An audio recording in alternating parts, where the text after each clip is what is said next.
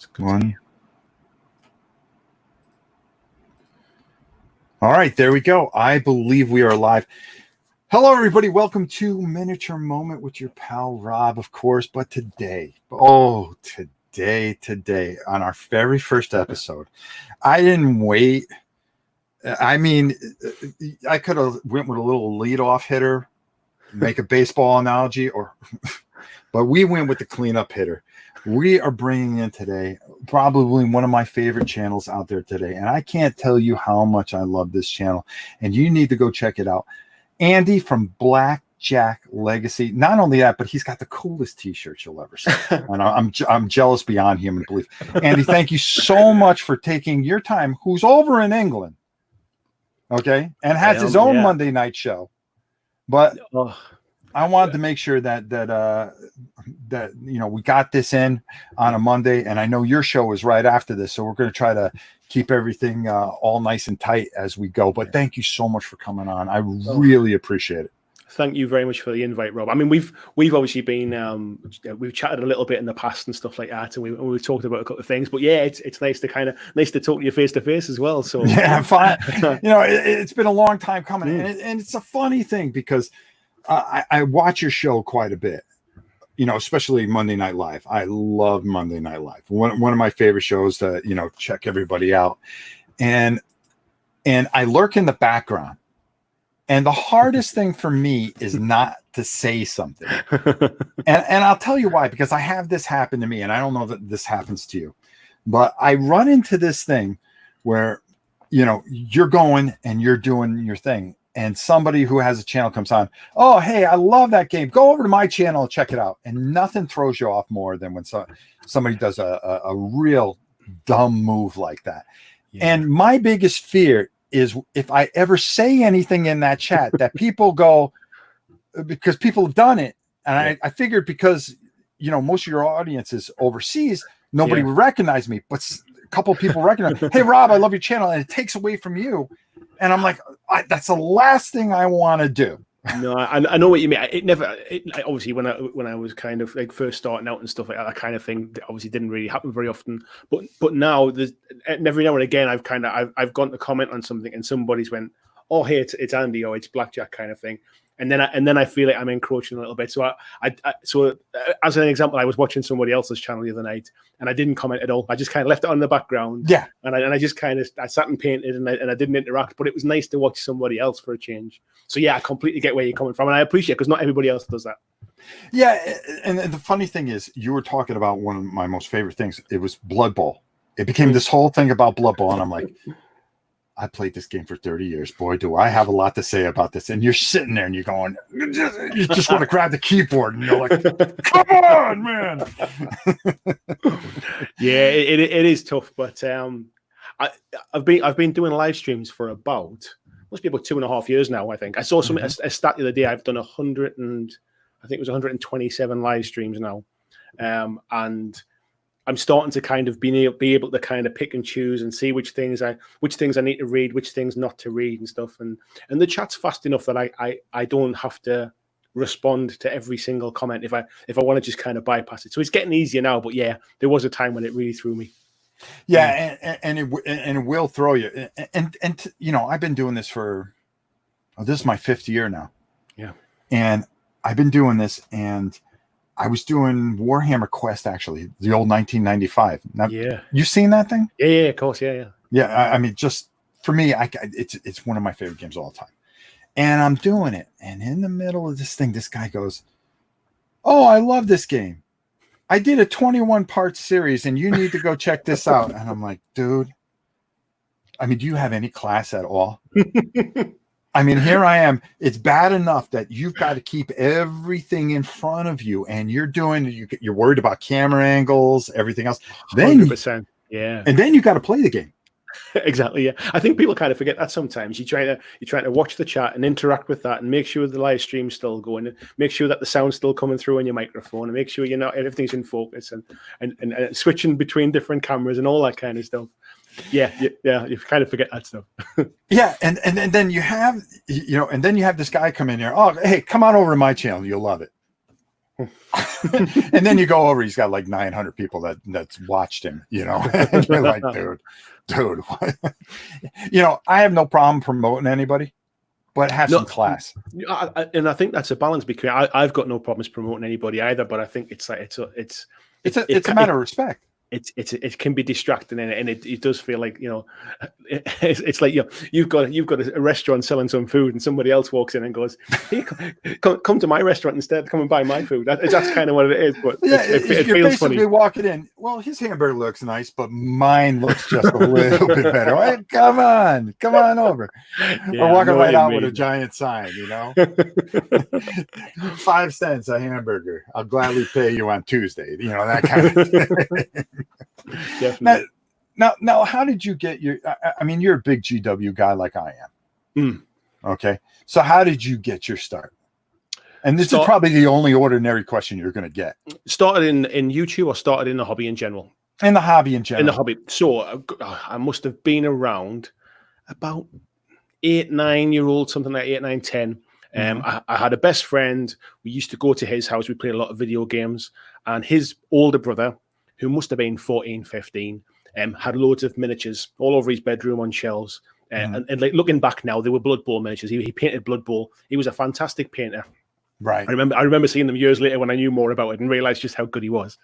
And it was always a case of like, don't touch the miniatures, don't touch them. So I always remember going to his house and just kind of standing and just looking at them on the shelf. So then we used to go shopping on a weekend, me and my friend, into town, and we'd see these miniatures. So we'd buy a couple of little metal blisters. We'd have a couple of pots of home-brawl paint, and we'd try and paint we'd try and paint these things. It was awful, but it was that was kind of how I got started with it. I then got Hero Quest when Hero Quest came out. Oh, yeah. I still have my original set as well. I'm busy painting. I'm busy painting right it up there. Yeah. Did you get it painted yet? I'm kind of halfway through it at the moment, yeah. So that's been my kind of my lockdown hobby. I've been determined I'm gonna have to pull mine down to paint that set. And then I played that for a while, and then I was big into sports. Played a lot of sports. Didn't really kind of go from there. And then fast forward till I was probably about 28, 29. Me and my previous wife had twin sons, and I ended up staying home a lot. And I was looking for something to do. I was working a lot, coming home, looking after the twins, and I was looking for a hobby, basically something to do while we're sitting at home on an evening. And I remember walking past the GW shop, remembered all those kind of miniatures from being a kid, saw all the 40k stuff in the window, and thought, I'll pick up a few bits and get some paints and stuff. It'd be nice just to build a model or something. And then it became a kind of an obsession from there. And it was really just about painting and modeling at that point. And I built up this huge, big 40k army. I thought I should really try and learn how to play, try and see what this game's about. So I went to a local club, had a first demo game, didn't enjoy it at all. The guy that showed me how to play was... Oh, and he pounded you. Yeah, he did. And he basically made a lot of rules up that I realized all this years later, made a lot of rules up that weren't really rules, pounded me at the ground. But what it did was it opened my eyes to all of the other games that were out there. I didn't realize at that point just how much else was out there. So that was kind of where it started, really. So GW stuff's always been in there, like in the background of different bits and pieces I've painted and played. But there's a whole wide range of stuff in there. Whether it's I got into Malifaux when Malifaux was kind of first. Malifaux was very good. Yeah, when it first, I think it must have only been maybe 2 or 3 weeks kind of released at that point when I first got into it. Played a lot of Malifaux, played a lot of War Machine and Hordes from Privateer Press. That was such a great game when it started out, and then it just took this weird turn. Yeah, I know exactly what you mean. I played it as when kind of like Prime 2, which was like the second Prime edition. 2, which was fantastic. It was, yeah. And then it seemed to just grow and grow, and it went away from what was essentially maybe 10, 20 models to kind of almost this army scale type thing. And then the third version came out and killed it. Yeah, it definitely killed it because the one thing that I liked was the focus. Being able to take that focus and assign it. I love the way, because you had War Machine and Hordes as well. So War Machine, you basically give focus out to give the Warjacks things, right? But with the beasts in the Horde side of things, your beasts, when they did things, they generated fury, and if you didn't take it away from them, basically the opposite mechanic. If you didn't take it away, they kind of frenzied and went wild and started beating each other up. Yeah. So it was a really clever how you could play the two armies together with completely different mechanics. And it was the models were beautiful. Everything Yeah. was right. And then they just decided to screw it all up. Yeah, and it was huge. I mean, my local area, that was pretty much all they played. We used to go to the big kind of like national championships and stuff. We were at tournaments, maybe every kind of 2 or 3 weeks. It was a real big social kind of following, and then it just seemed to kind of fall away. That was like my second set of videos. Was I painted two huge. I painted a Horde army and a War Machine army, and I decided to put it on the kitchen table and try to iPad it. Yeah. I mean, that's how long ago that was. Let me just say hi to a few people. Monster X, Helen, David, Peter, Starkey's Man Cave. I mean, what a cool name that is. Mark, how are you? Of course, we have the great Aldi from Board Game Geek. How could we not forget him and all his greatness? We are streaming on 3 different platforms. So just know that I'm going to try to keep the chat going, but I really wanted everybody to really get a good feel for this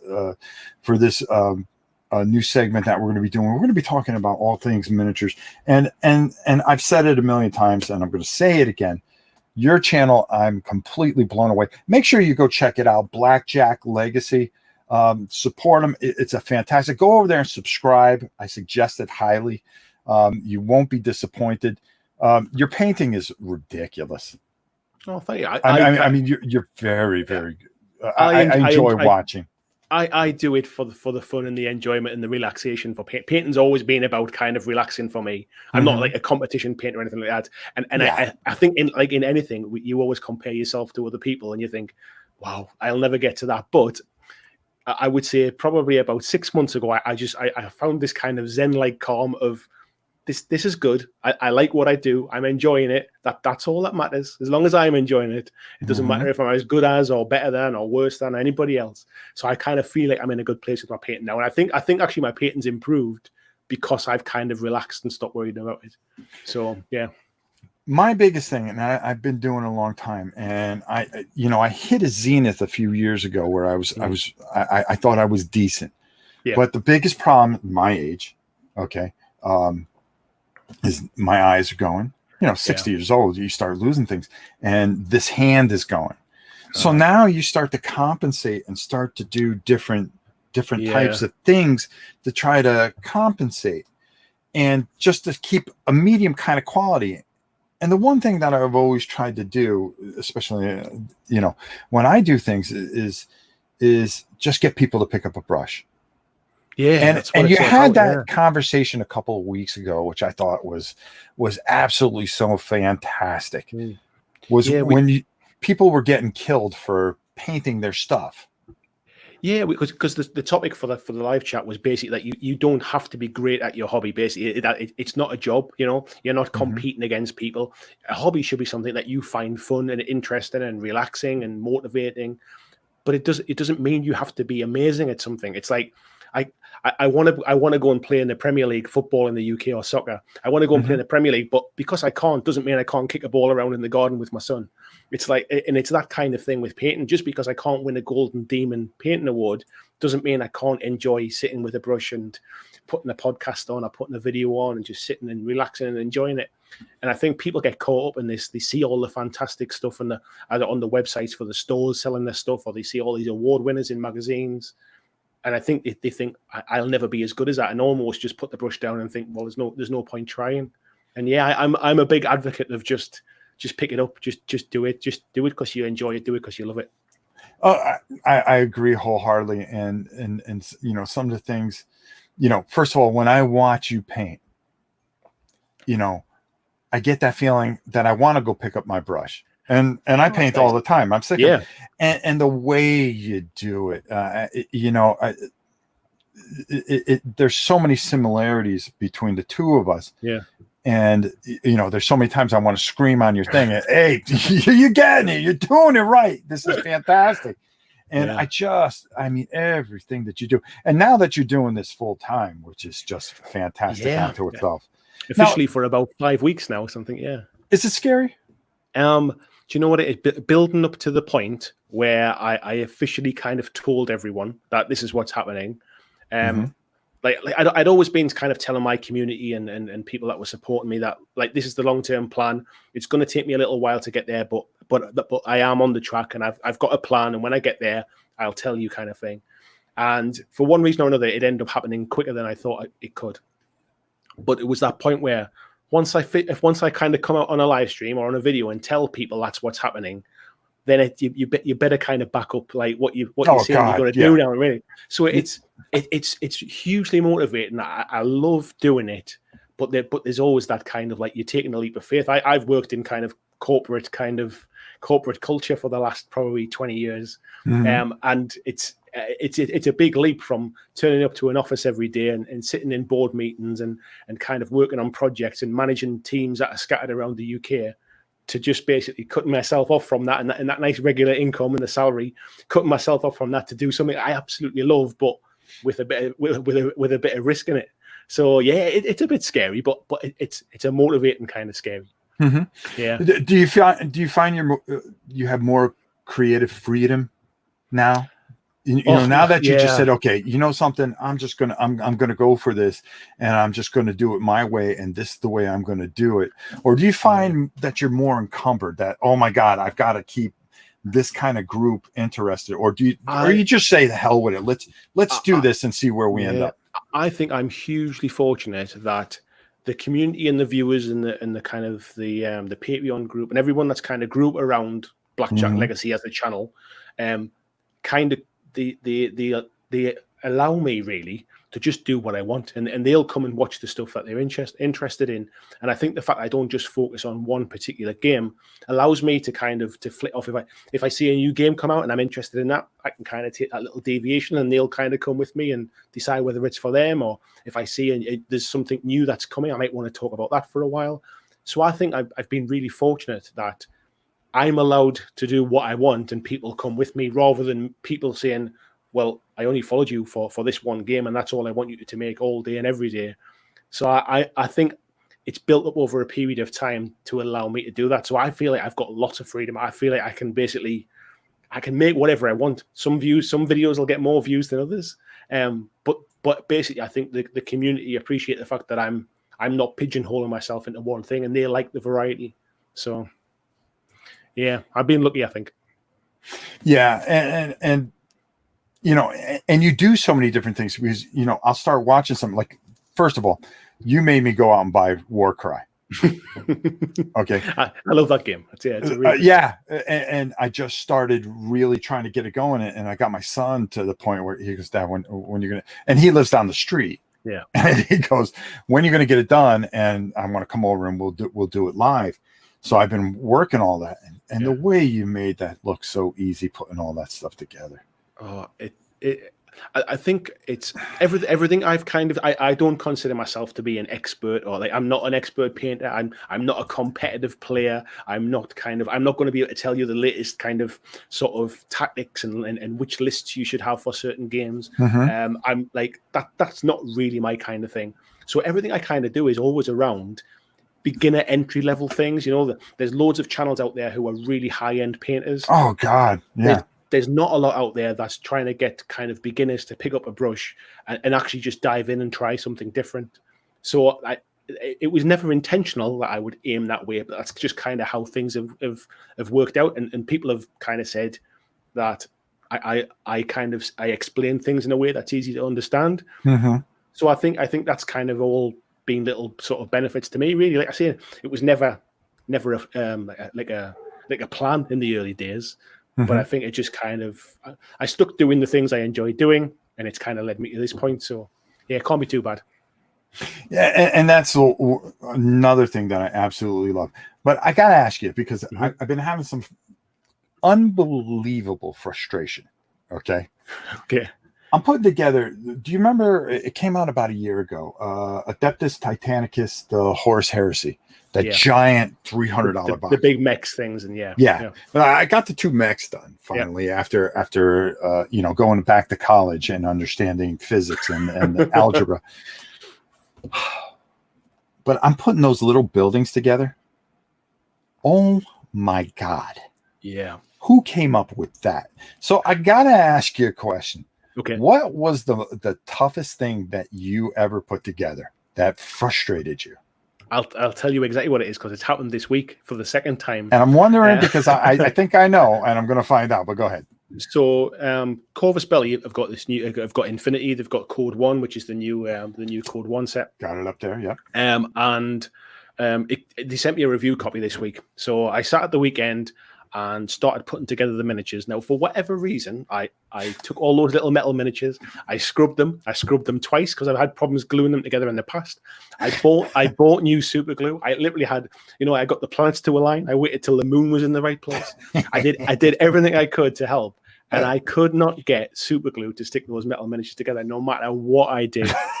Obviously, it's not the easiest to go and walk down to a hobby store at the minute and buy kind of bits and pieces. God! So that's kind of frustrating. So I didn't have any kind of super glue activator or anything like that.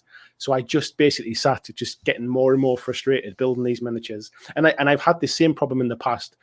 There's got to be some kind of resin release agent or something that's on them. There's got to be a coating that I'm not scrubbing off properly or whatever it is. But I ended up using bits of tissue paper between the joins to kind of. Yeah, and I got there in the end, and they're all sprayed up, ready to get painted. But yeah, that set, they fit together really well, but for whatever reason, they just won't stick. I can't work out why. I'm going to tell you a funny story. Yeah. All right. Now, I don't know if you ever heard of the game called Full Thrust. Yes. I mean, fantastic game. Yeah. Okay. So I remember this game from back in the 90s, and I went to the website. And it was still active. I went, oh my God. Because when we moved down, I originally lived in Connecticut, which is the Northeast. And now I'm down in Florida, Hurricaneville. But when we moved, a lot of my stuff somehow disappeared. So I lost all that stuff. So I said, oh my God, I'm going to get back into Full Thrust. One of my favorite space games of all time. And I'm always saying metal miniatures were the best. Metal miniatures were the best. Well, I got it in and I opened it up and I went, okay, all right. And then you're sitting there with the super glue. Yeah. And you're counting. Yeah. Exactly. Yeah. And it's the most frustrating thing. Then you're taking things and you're trying to build these like Lego things to sandwich the stuff into. I got little kind of like actually I've got some clamps up here. These little clamps I use for keeping the cables up. I've got these trying to clamp things together while I kind of move my hand somewhere else and try and do something. Honestly, the only thing that would stick was my fingers together. That was the only thing I could get to stick. Everything else would just drop apart. I looked at them; they would drop apart. Mm-hmm. So yeah, I got there in the end. So John's got a question here. I'm 51. So quick question. Are there actually any young gamers? Oh, there's tons of them. Yeah. There's tons of it. It's a good mixture. And this type of hobby, okay, where, you look at some of the people that are out there and let's give some credit to some other sites. You look at Spiky Bits. Yeah. Young Kid. Some of the people from Miniature War Gaming and things like that. They're all young kids. Yeah, and they're doing fantastic content. You know what I mean? I think it's almost like a master class to some degree. Yeah, I think it's definitely it's a hobby that doesn't have that instant reward like playing video games where you put a disc in and you play and you switch it off and walk away kind of thing. It's not that instant gratification type thing. However, when I walk past my local hobby shops previously before they closed, they're full of kids. They're full of young people going in there. They have painting kind of competitions which are designed for under 16s. So I think maybe it's not as busy. It's hard to tell. I can't remember that far back. Maybe it's not as busy as it was when I was younger. But I don't see it kind of. It's not an old age hobby type thing. I mean, I'm 45 this year. I'm no spring chicken either. So I wish I was 45. I hope I look as good as you at 60. Put it that way. Thank you, brother. But I still think there's a lot of young ones in the hobby now. Yeah, and they're out there, and some of the things that they're doing. I mean, some of these kids pick up a brush, and it's unbelievable what they're doing and how talented some of these younger kids are. I mean, I'm amazed at some of the things. Let me ask you another thing. We talk GW and Corvus, but what are a couple of the companies that you really have your eye on that are really doing some neat things right now? So Mantic Games is one that I've always kind of been a big part of of my hobby, especially over the last maybe 4 years. So I started my YouTube channel with The Walking Dead from Mantic. And I would say in the past, some of the stuff they've made hasn't been the best. They've made some mistakes in the past. But I would say that their newer stuff, the stuff they're releasing now, they've got some fantastic quality resins. Some of their plastics, which are now with a completely different company. I think they used to outsource to one company. The quality wasn't great. They're outsourcing somewhere else now. The quality's come on leaps and bounds. They've got a really good sculptor working for them. They've really come on a long, long way. They're still nowhere near the size of the GWs and stuff. But I have a lot more confidence now. If they release something new, the quality of the minis is going to be pretty damn good. And I didn't always have that confidence kind of many years ago, if you like. So they're one that I'm watching quite closely. And I just want to add to that, because when I originally got Dreadball, was it Dreadball? Dreadball, Dungeon Saga, Star Saga turned out to be very, very good. Yeah, those single piece plastics that they do are not too bad, actually. Yeah, they did a nice job. Dungeon Saga, I absolutely loved, but I was missing things, and it was a lot of quality control stuff that I was running into. Dreadball, I was missing the mat. Oh, yeah, that's not good, but they were nice and they sent everything. But it's great having good customer service, but it's even better not having to put it right in the first place. And I got so frustrated with it. I made this not scathing video, but I said, how do I have the confidence to buy something overseas like that? I remember watching your video doing that. Yeah, it wasn't. And I felt horrible because I saw him at JagCon. But I like to be able to be critical of things as well, without and I think you did it in a balanced way. It's a personal feeling. Like it's you're not just sort of hating on something or bashing something for the sake of it. There's a reason why you feel the way you do, and not everybody will have that problem because theirs came all perfectly fine in the box. Mm-hmm. You're allowed to have an opinion on that kind of stuff. So I don't think there's anything wrong with with that. Now, with that said, when they came around and they did Hellboy, yeah, I mean, how beautiful was that? Oh, they smashed it out of the park with Hellboy. The miniatures are great in there. Yeah. Oh, Star Saga, I got all the expansions in. Everything came perfect. Some of the other stuff that I've been getting, of course, The Walking Dead has been fantastic. And I've sat there and I sang their praise. But all anybody remembers is that thing that I said. Yeah. But I think that's absolutely fair to be able to, you didn't like something else, you've reassessed with the new stuff, and now you like certain things. You can't quit on them. I think they're a fantastic company over there, and Andy Chambers is over there, isn't there? He is, yes. Well, Andy Chambers is he does a lot of stuff with Warlord Games these days. Oh, that's what. Okay. Yeah. So Andy kind of done. I'm trying to remember. Did Andy Chambers do the Blood Red Skies game? Was that Andy Chambers? Yeah, I think he did that. Yeah. So. He's. What did you think of that? I've got it. I've got. They're just out of reach now. But I've been painting up my planes from that set. So I've painted up all the Spitfires. The Messerschmitts are all primed, ready to go as well. It's kind of like a much simpler X-wing. Yes. So without 100 cards everywhere, but it's got that dogfight mechanic, and I like the way how they kind of the planes angle up and forwards and backwards to see whether they're climbing or whether they're diving, and it kind of gives you an advantage or a disadvantage. It's pretty simple. I mean, from a dice side of things, it's maybe a bit simple. It's essentially roll as many sixes as you can, and that's really as complex as that side of it gets. But if you're into kind of sort of X-Wing as a game, but you find the amount of cards is a bit overwhelming, Blood Red Skies is a really good alternative. Exactly. All right, what do we got here? Tony Booth Layton, I believe that is. At BlackJack Legacy, Gorilla Glue Gel works for me, but I do have a couple of gaps as mine didn't seem to fit as well as yours. Yeah, I normally use Gorilla Glue Gel as well, but my local store doesn't sell it, and it's not easy to get my hands on. So I had to buy the only super glue I could, my local supermarket sold. So yeah, maybe if I buy any more Infinity miniatures in the future, I'll have the right stuff. and I tried to get some of that quick set stuff where it gives you like 5-6 seconds. Yeah. Nah. So I'm gonna have to go to Gorilla Glue as well.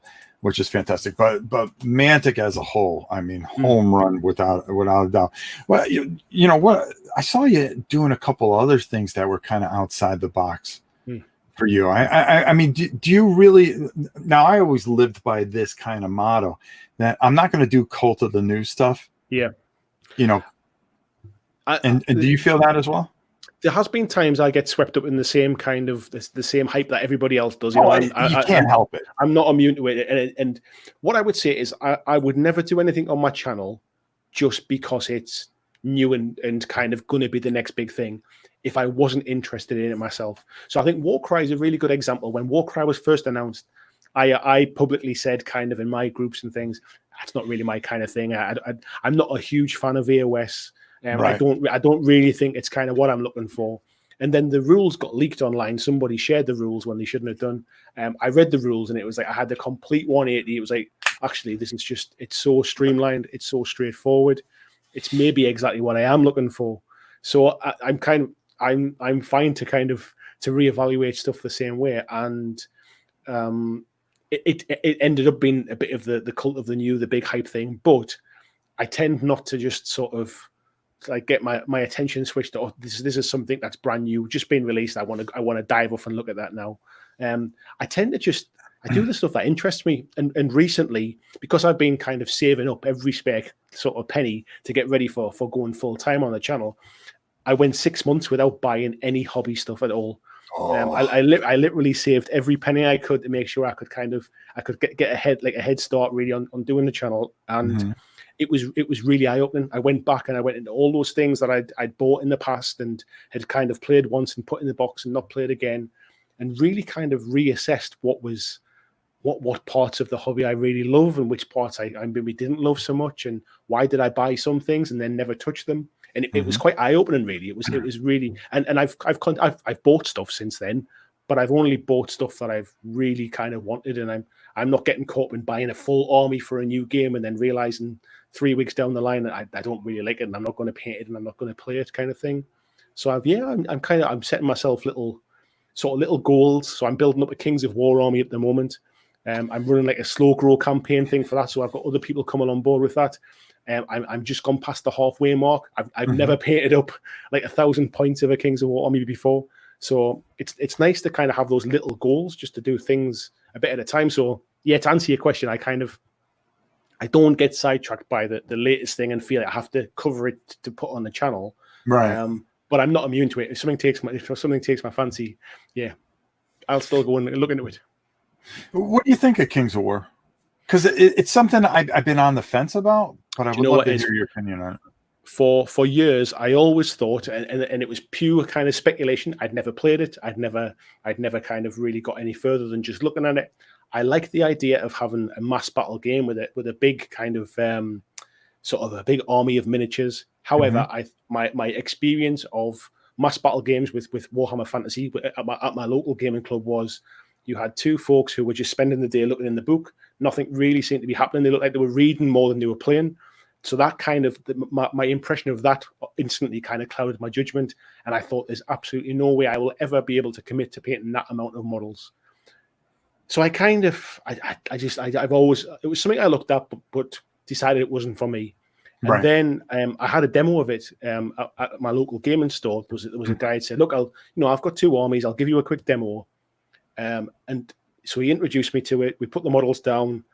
Within about kind of like one turn of the game, it just something clicked, and it was like, it's not complex, it's not complicated, it's pretty straightforward. It's almost like a skirmish game, but on a bigger scale. So instead of, I might be moving a block of 20 models, but it's one big model, really, essentially.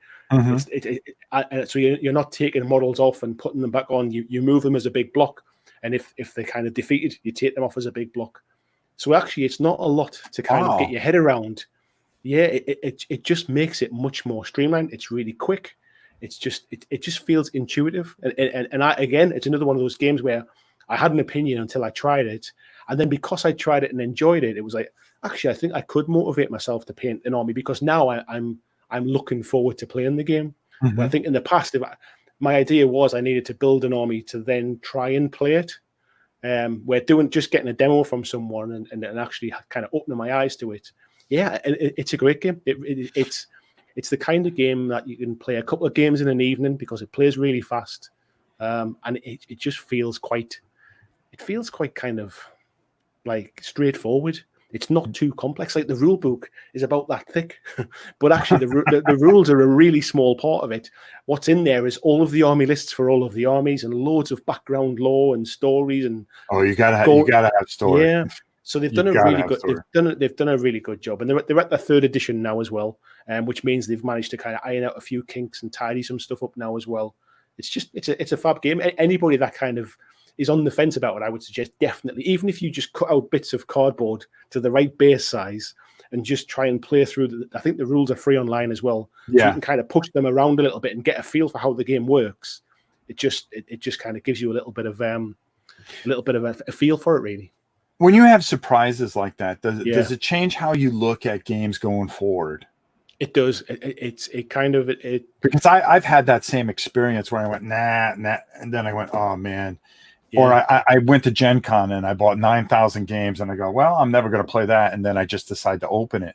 Yeah. And then all of a sudden I go, boy, I got to start looking at things a little bit better.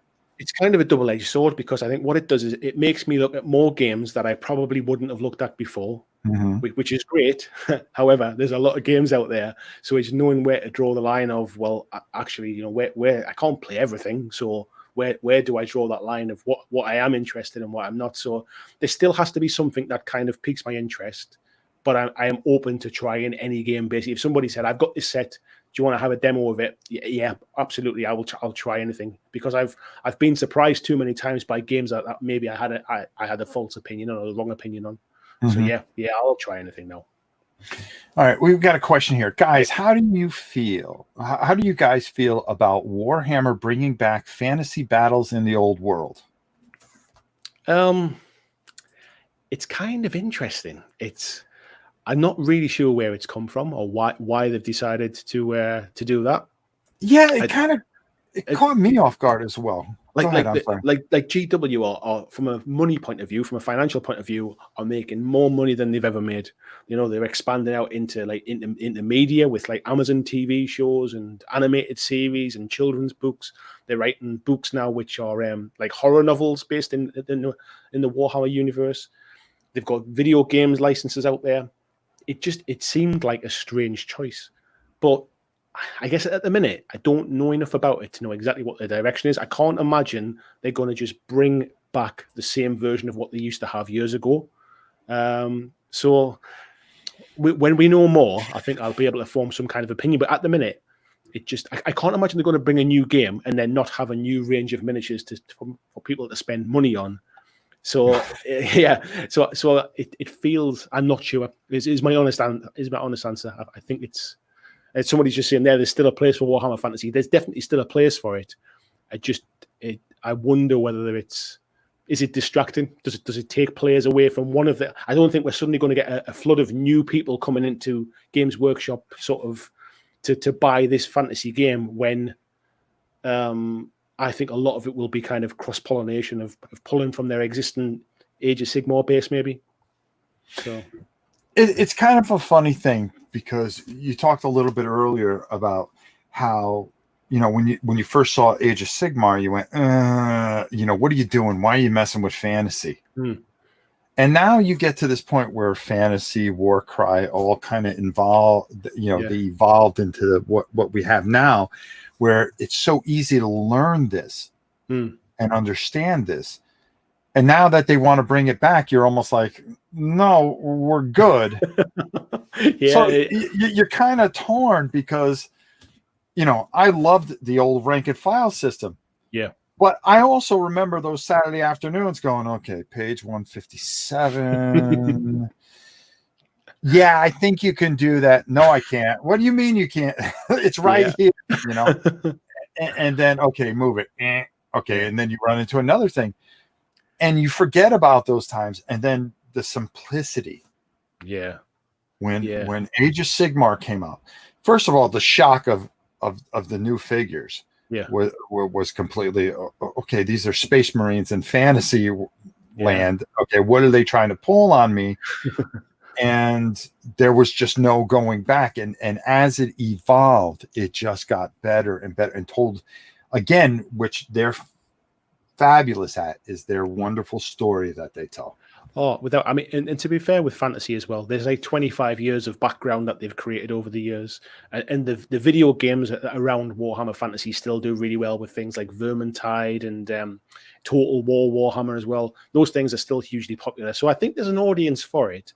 It's just, you can't bet against them, really. I mean, the quality of their stuff's fantastic. The price might not be for everybody. I know, especially overseas, the prices are a little bit out of line with, especially if you're over in like Australia and New Zealand. It's like there's just no, like there's no comparison. It's got nothing to do with the exchange rate kind of thing. It's horrendous. But price aside, the quality of their stuff's fantastic. The effort they put into their background and building a world around stuff is kind of second to none. But yeah, it's going to be interesting to see what they do. It's going to be interesting. And when you think of where they're at, you know, video games, books, you know, now TV shows, you know, and I remember about 10 years ago when they went, whoever the CEO, God rest his soul, because they killed him pretty quickly, when he turned around and said, "We're not a gaming company. We're a modeling company." And that was the biggest slap in the face that they ever did to everybody. And 6 months later, poof, he was out. Yeah. And then, I mean, they never used to. They turned off all of their Facebook stuff, all of the kind of any kind of community interaction. It was all just knocked on the head. And it's amazing to see how they've pulled that back around, really. And it's not like they were going to go bust overnight or anything like that, but they took some big risks. And what they're saying is that basically, sorry, I'm just getting distracted by the question. I know. I'll come back to the Funko Pops. They basically, I mean, they took a big risk, but financially, it's paid off for them. So you from a business point of view, they seem to be doing the right things.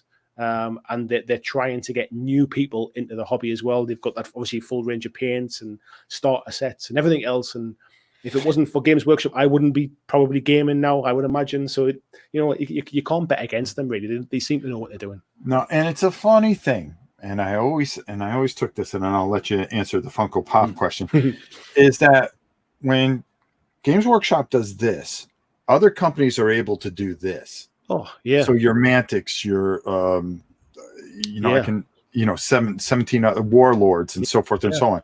But when they turn around, they get on their A game. Yeah. Everybody forgets about these games very quickly. Oh, I think, and I've mentioned this before on my channel, really. I think what happened was Games Workshop raised the bar, then Kickstarter come along, and Kickstarter allowed companies that didn't have a lot of capital to really invest in some really good tooling, some really good miniature production, some really good kind of quality sort of like, I can afford to pay a writer to write some good background lore instead of relying upon the guy who works in the warehouse to write me something kind of thing. That injected a lot of cash into miniature gaming, and everybody else raised their bar as well. And I think that what that did was that kind of gave GW a bit of a kick to say, actually, we need to go again. We need to raise the bar again, really. So I think it's everybody's pushing each other, and that can only be good. I don't really think there's any bad games at the minute. That's the thing. It's like every game has its kind of its fan base and its players. It's more about kind of can you get opponents? Do you like the aesthetics, the looks of the models? What can you get your hands on locally? So I think it's in a good place at the moment as an industry, if you like. And the things that they're doing that really impressed me is what you said earlier. Okay, now you have these contrast paints where anybody can pick up something and kind of get ready for the table without too much effort. That's it. Yeah. Okay, so you brought that down to a level. Okay, intriguing enough where you have your master paints and then your beginning paints. Excuse me. Then you have your games. You have these all together, big, huge box sets. But if you go to a Barnes and Noble, which is in America, here, I don't know if you have them here, you've got some of the smaller things, the smaller Blood Bowl game, Blitz Bowls, Blitz Bowl, Space Marine, some of the smaller board games that you can only get exclusively there. Yeah. Okay, which makes it okay. you have two different levels. Yeah. You know, somebody there got real smart and said, hey, we got to make this for everybody. Yeah, and to be fair, most of the companies are not big enough to cover all bases. So what they do is they do certain parts of the market really, really well. But yeah, like, all power to GW, whether you like them or loathe them. They bring new people into the industry, into the hobby. They've basically had so many people through their kind of through their process who have now gone on to start their own companies, and they've learned from what they learned working for Games Workshop. So many writers, so many games developers. So like Mantic is owned by XGW, Warlord Games is owned by XGW. Like a lot of these companies have come out of that place. So yeah, you know, you might not like their games for whatever reason, but you can't kind of like, you can't knock what they've done and what they've set on the motion, if you like, and on the path.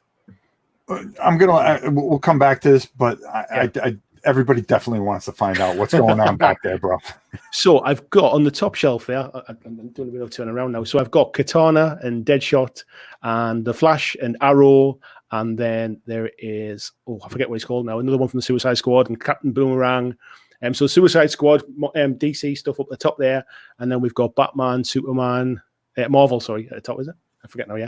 And then we've got Batman, Superman, Wonder Woman in the middle there as well. So yeah, these are just gifts that people have bought me over the years, basically. And then there's a Space Wolf one there as well I got for Christmas off my brother-in-law. So there's a Space Wolf one there hiding next to the helmet. Yeah, that's a really ugly helmet. I'm a big Rams fan.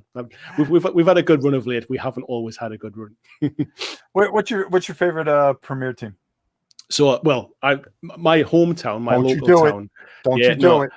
I'm from a place called Sunderland. So we used to be a Premier League team till about 2 or 3 seasons ago. We basically just fell through the leagues. So yeah, Newcastle's my local kind of Premier League team, if you like. But, what are they doing? I mean, but they're our big rivals, really. So I'm never going to support them. Right. Yeah. So I don't really have a favorite team in the Premier League. My team are in Division 1. So yeah, we're down. That's got to be hard. It's tough. I had a season ticket for many, many years, and it got to the point where I just was not enjoying going anymore. So yeah, I've always been a United fan. Yeah. And even though they're going, everybody kind of fell off United. No, I stick through and through. I get a new kit every year. My wife, you pick your team, you stay with them. Can I ask you something? Yeah. Okay. I order an extra large. Yeah, they're small fitting. They don't fit. No, they're small. They're small. I get an extra large as well for me, and I'm not exactly kind of sort of, And my wife will go, because she buys me a new kit every year. I go, listen, I don't get. You get the biggest size that you can, because I feel like a banana. Well, when I buy my NFL tops, they always come and they kind of drown me. Oh yeah, send them back. I got to send them back and get the smaller size. But yeah, football kits in the UK, they're designed for kind of 21-year-old kind of tiny little wasted men. They're not designed for humans. And certainly not a man of your size. Let me tell you something. There's nothing more I love than listening to some of the songs everybody sings. And one of my things is to go to Old Trafford. Yeah, I'm going to get over there. I'm going to go to Old Trafford to see one game. And then I consider it a great lifetime. The company I used to work for, my office was in Manchester. So I'm about 170 miles away from where my office was. So I used to commute to the office. And that was in Manchester. And one of the hotels I used to stay in was a hotel called Hotel Football, which is owned by a few ex-Man United players. And it basically looks over onto the Old Trafford. So you can basically have a hotel room that just looks out onto Old Trafford. So yeah, it's quite nice. If you ever do get over, let me know. I'll come to the game with you. Oh, definitely. Yeah. I'll buy the ticket too. Yeah, and then we'll have a great time. Red Rose, evening all. Just found the channel. Came over from Andy's. Well, thank you for coming over here. Thank you. But all my people, get over to Andy's. Hit that subscribe button, for crying out loud, and support this great guy, because I'm telling you, it's nice to have somebody in the hobby that also sees the same kind of vision that you have. And one of the things that always impresses me, and like I said, I still won't do it, even though we've had this conversation. I'm not going to invade your chat. You're okay now. We're friends. You're all right now. It's everybody else. But the thing is that you know, we have the same beliefs, and to have a channel overseas like that you know, you have a fantastic, wonderful community with wonderful people, and I've read it and I go, wow, you know, this reminds me of my people, the Godzilla lovers, the Kabukis, the Christophers. I mean, I can go on and on with everybody in here, and just go over, support BlackJack Legacy. You will not be disappointed. I promise you that. Thank you, Rob. I never. Oh, go ahead. I was just going to say, yeah, you mentioned about the kind of community and stuff. My channel is all about the community, really. I'm nothing really without them. If they don't come and watch and join in the chats and stuff like that, I'm going to just sit there, kind of twiddling my thumbs for the rest of the night. So yeah, it's all about them, really. Yeah. Yeah, I never adapted to new names for elves, orcs, Imperial Guard. Yeah, you know, it's great for a younger crowd though, and it's kind of funny. And I want to bring this up quick because I know we're on a time thing, because you got Monday Night Live, which go over, check Monday Night Live right after this. I think it's a half hour later, not half hour later. Yeah, we built in a little break so I can have a toilet break. yeah. I believe it's at 4 o'clock Eastern here in the United States, 9 o'clock your time. Yeah, 40 minutes from now. Yeah.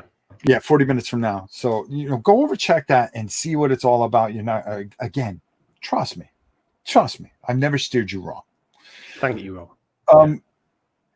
You know, it's kind of funny because with my son, he was never into it until we started doing this for the last 5 years. When he was younger, he was into it, but then he got caught up into EverQuest and World of Warcraft. Yeah, my sons are the same. Yeah. Yeah, and then he came back as he got older because he wanted to challenge himself.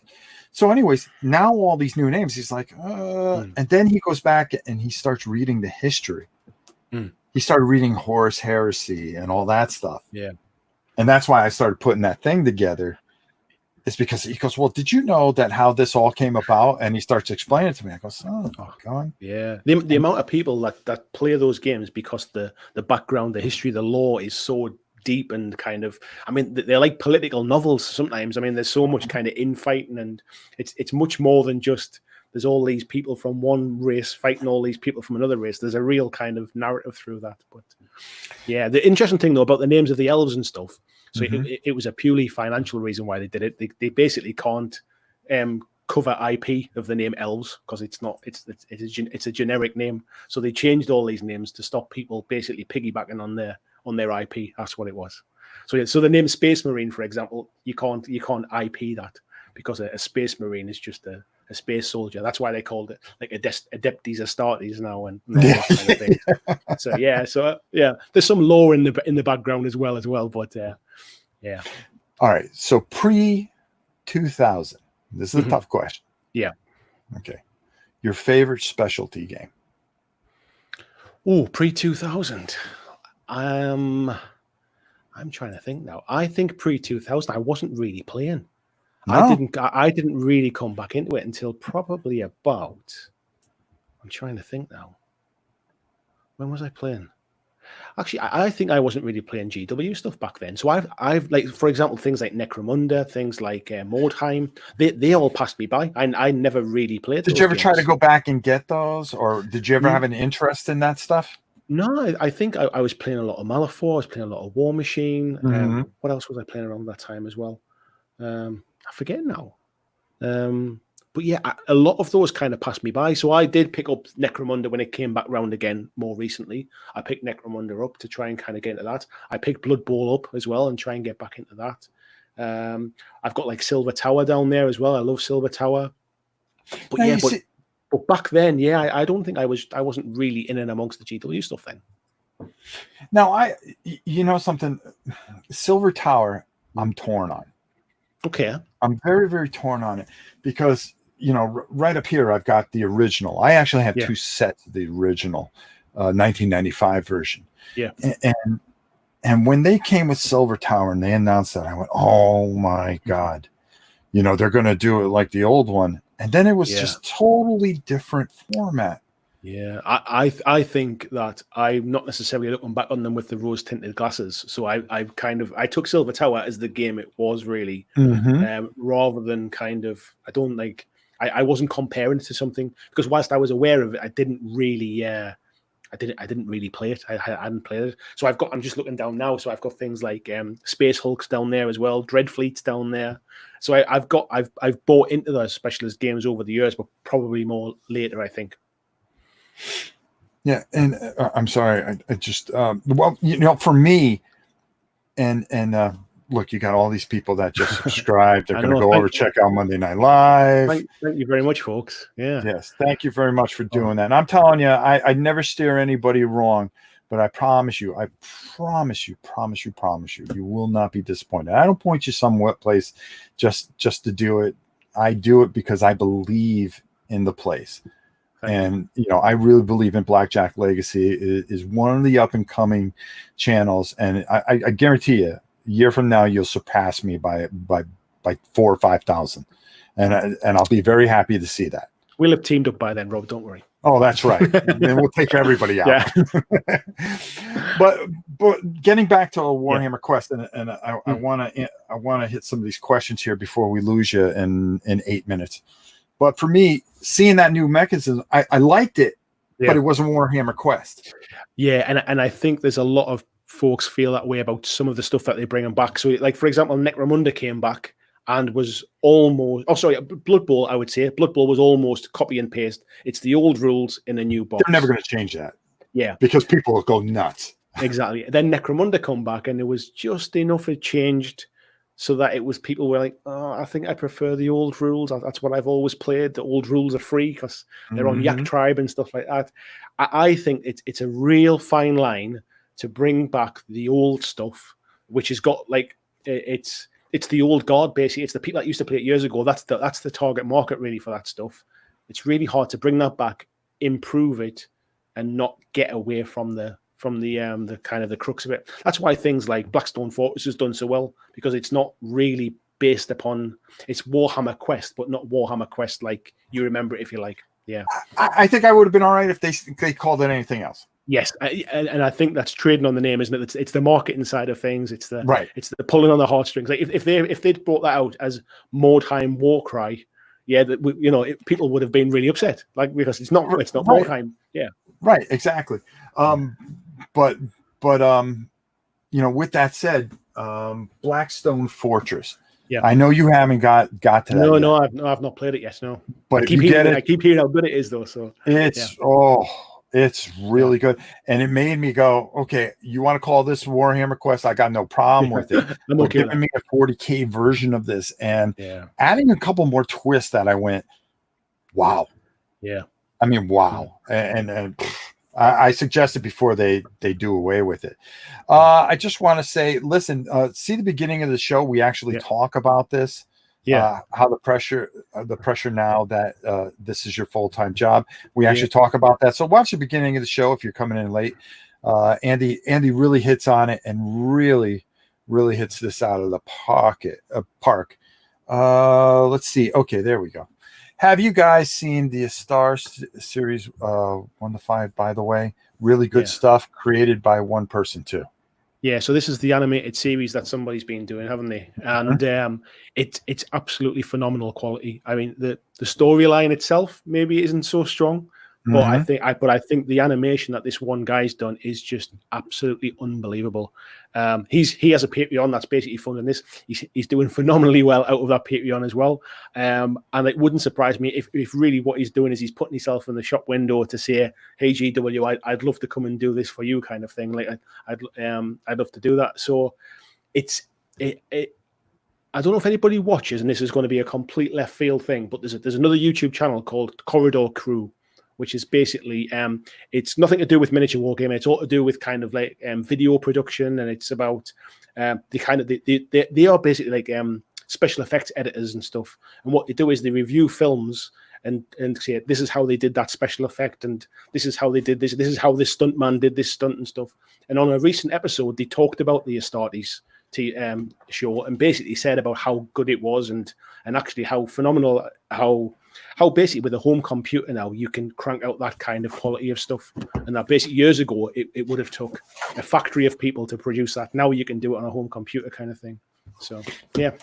Very quickly, I want to talk a little about terrain nowadays. Now I saw your video on stuff of course, on this, and I went out and I bought everything I could for it. Okay. It's awesome, isn't it? Yeah, you did such a fantastic job. But the thing that impressed me was the terrain that you get with the battle system stuff. Yeah. And what a change that is over the years. Now, I mean, do you like the more modular stuff, or do you still like to create your own terrain? Do you know what it is? I'm or is it time? Yeah, it's kind of a mix now. So for years, I always played at gaming clubs. I didn't really have any of my own terrain. I used to take my miniatures. We'd go to the club. We'd use the terrain there. We'd play it, and I'd come home. As my free time kind of became not as free, basically, to go to a gaming club, I started to try and invest in some terrain for home games. And so when I was looking after my little boy on an evening, some of my friends would come over and play at my house and stuff. So I started to invest in terrain, but it's really time consuming, basically, to kind of to put together, and quite expensive. What I found was with the battle system stuff was it was that really good compromise between getting something that looks good and actually feels good on the table. It's not like I'm just putting kind of a shoebox in an empty Coke can or something like that. It looks good on the table, but it's quick to get there. And the stuff that comes in that in the Infinity Code 1 set, the card terrain that comes with that as well, I think is a really good compromise. I think if you're just wanting to do stuff pretty quickly, they're fantastic. I think they've come a long way. It's nice and solid. Yeah, it's not the paper terrain from years ago that we used to kind of see. Yeah, the print at home type stuff and stick it to cardboard. It's come on a long way from that. And I actually went down to see the guy from Battle Systems, and I did a video about their fantasy terrain, the fantasy terrain that they did on Kickstarter a little while ago. It's due to release, I think, soon. And the fantasy terrain is unbelievable. It's come on again. So instead of looking very square, like a lot of their original stuff did, he started to build in kind of like curves to kind of old taverns and things like that, and just starting to get away from a very square triangular shape. Really, just it stops it looking like card terrain. He's done a really good job of it. So yeah, keep an eye out for that stuff. Oh no, I definitely am, and I reached out to him and I told I wanted to make sure I got everything because I wanted to feature all this. Yeah, I actually painted the mechs with markers. Wow. Brilliant. I had these metallic markers. Yeah. And I just, because my eyes and hands are getting bad. And I went, I go, wow, look at this. This is pretty easy. I'm making sure I'm keeping an eye on the time because I want to make sure that we get you out of here. Okay. But yeah, phenomenal job. And I got to get a hold of them and get a set of that fantasy stuff when it comes out, because that I'm excited about, because all the things I want to do with it. All right, listen. You've said it all.